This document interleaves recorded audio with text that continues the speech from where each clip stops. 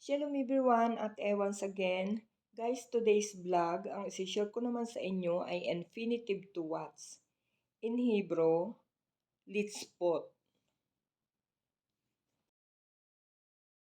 Present tense watch. For masculine singular, Sofe. Ani, Sofe. Ata, Sofe. Hu, Sofe.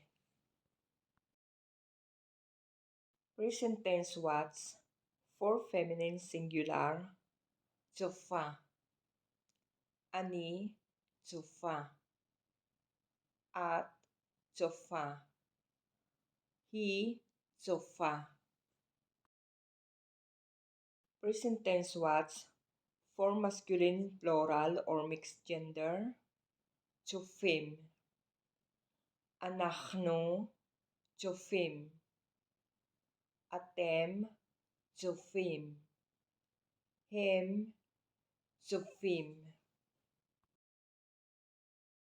Present tense watch. For feminine plural, Tsofot. Anachno, Tsofot. Aten, Tsofot. Hen, Tsofot. Okay, now for past tense, what? Chafete. Chafeta. Chafit. Chafa. Chafta. Chafino. Svitem. Sviten.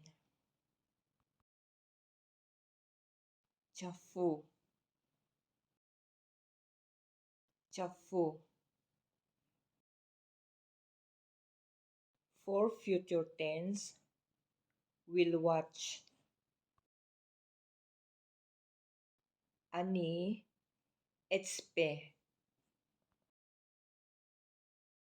Ata, tetspe. At, titspi. Hu, yetspe. He, titspe. Anachno, nitspe. Atem, titspu.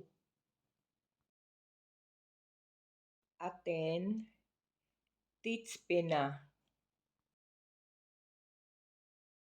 Hem, yetspu.